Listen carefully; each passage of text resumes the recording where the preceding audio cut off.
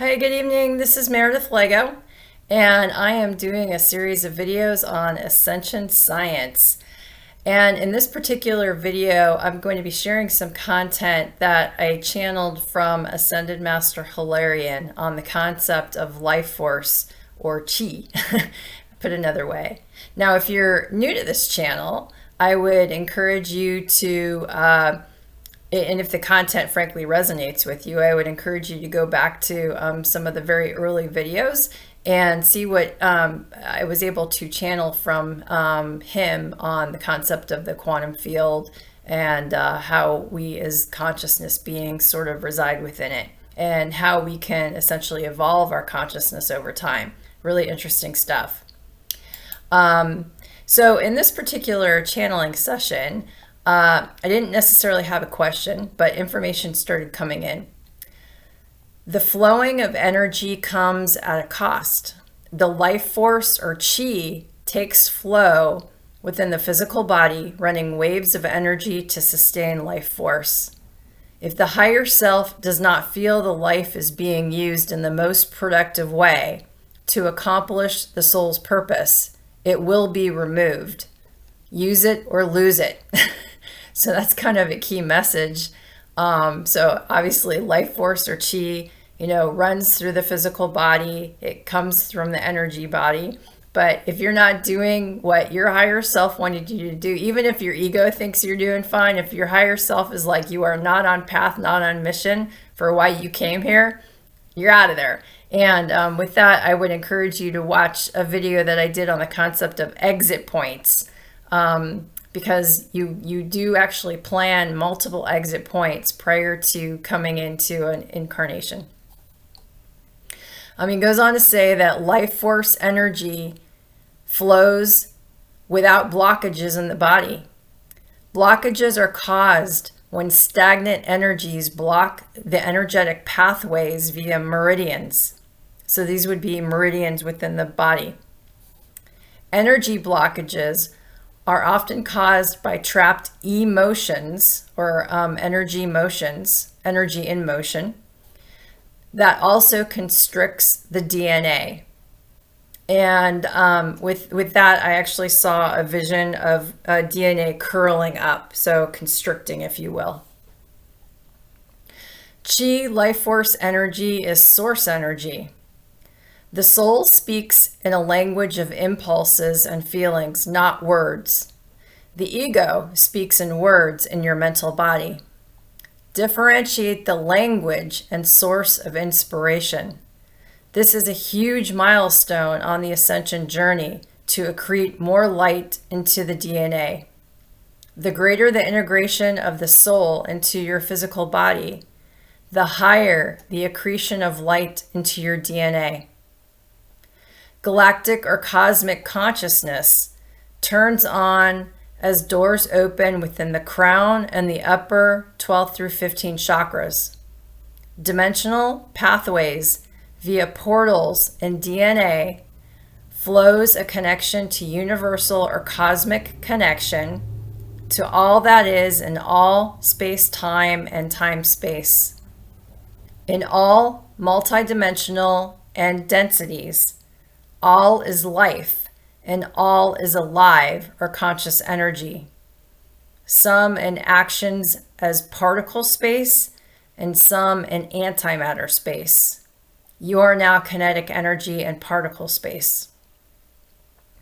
Your matrix, or your time matrix, is moving into magnetic polarity, meaning more energies will manifest through energetic thoughts and intentions as opposed to actions.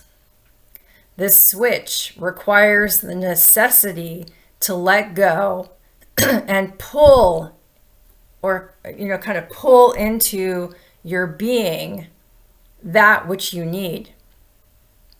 The universe will respond. It is the in-breath. Excuse me. And so there was obviously a lot, said there. One of the things that, was really important was the concept of blockages inside of your energy body that creates blockages and constraints within your physical body. And one of the things that I started to do really early on in my journey was actually to work on identifying anything that triggered me or were traumas in current life or past life. past lives at the time. You know, I thought they were past, but in reality they're parallel. All experiences are parallel. And the reason that I wanted to do that was to essentially clean up my frequencies, or sort of release trapped frequencies and blockages in the body. And you know, I've done some videos in the past that talk through like just what happens when you do that. For me, I felt like decades of energetic goo sort of lifting off my body, if you will. I mean, I could feel it like I had just taken a shower. It was amazing. And every time I work on it, that, you know, you just feel like energy lifted off your shoulders, essentially. But what was really interesting is that they, you know, referenced the fact, or he referenced the fact that, you know, essentially that type of a trapped emotion or energy that should be in motion but is not in motion, essentially becomes constrained, actually constricts the DNA and sort of causes it to curl up. So I can't imagine that would be good. And so when your DNA is essentially constricted, you have a really hard time really activating all the potentiality of what your DNA can do. So, you know, obviously we only, as a human species, have sort of really tapped into a very small percentage of the true DNA potential. You know we've got multiple strands, much more. You know, some say 12 strands, some say, you know, 48 strands. So it kind of depends. I have never really asked or channeled into that concept, but certainly it's more than the two that we have. Again, he references the idea of really listening to the impulses and the feelings, because that's how your higher self especially is going to speak to you. And that by doing that, and when you start to differentiate between your intuition, your higher self through feelings, as opposed to through the kind of mental words that go on inside of your mind, that's a huge milestone. And that has been really my path in this particular life, because when you can do that, you're able to bring, and, you know, kind of follow through on that, you're able to bring more of your sort of higher self into your physical body. So you're able to sort of, and, you know, I had the experience of feeling the spheres, if you will, of the sort of higher consciousness come down into the body as I felt I was also rising up. So the two were meeting. By doing that, you're able to, what they say is, accrete more light into the DNA.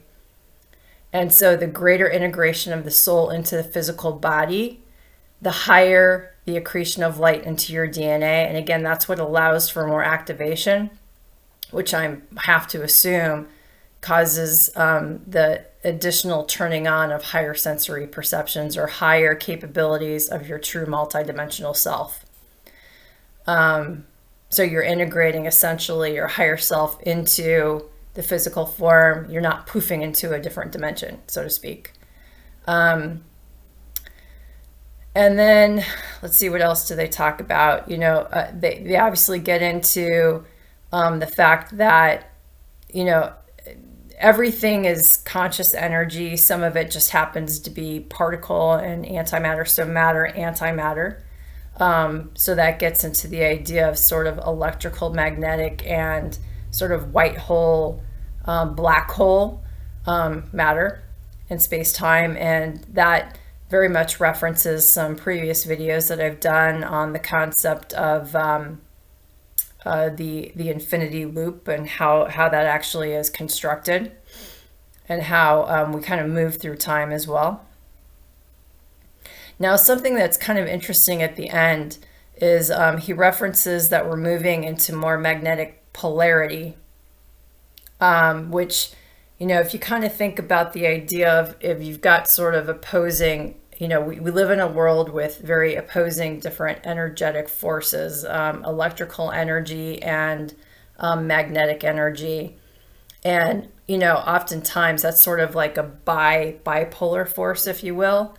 And in the last video, I brought up the concept of the tri-wave or the neutral energy. And that has been a theme from Ascended Master Hilarion going back to years ago when I started channeling him. And actually one of the first few videos starts to get into the concept of Polarity 101. That's kind of a key theme of it. But what he's saying is that in general, because of this, there's kind of a heavier focus on magnetic polarity, which means that we'll essentially be able to sort of manifest through energetic thoughts and intentions. So, we're able to sort of kind of read into the energy impulses more, as opposed to having to use the mental body to kind of maneuver our way through life, which is kind of a big change. Personally, I work in an environment where I do a lot of strategic planning, and that's very much a mental activity when you're kind of trying to plan out your future. And what they're saying is that, essentially, you kind of need to let go of constantly trying to control that into the future and get to the point where you're using your sort of your intuition and your thoughts to essentially bring forward what's going to serve you in the future. So as you're more, magnetic, you're kind of pulling in that which you need. So I've, mentioned in a couple of videos recently that I'll sort of be thinking about it and it'll magically appear. It's the idea of synchronicity. And, yes, I was in a position to maybe be in a store to buy potatoes, but when I needed potatoes, I sure wasn't expecting them to be in the frozen food section, stuff like that, right at the point when I was thinking about them and needing them. So that's an example where, you're just sort of, you're kind of in that point. And I don't know if it's maybe the neutral point. I don't know, but he's saying that essentially we're kind of shifting to a point where we're going to be experiencing more sort of pulling in of that which we need, which is different than having to action it through mental activity. So that was also a very interesting message. So a lot packed there in that one particular channeling session from Hilarion, obviously talking about sort of energy and how it moves through your bodies and can be very productive if you're able to free flow that energy, all the way through to how the energetic forces are sort of shifting a little bit more. So with that, I hope again that adds to your understanding on the journey. And obviously keep what resonates with you and discard all the rest. And with that, I hope you have a great rest of your evening or day wherever you are. Thanks. Goodbye.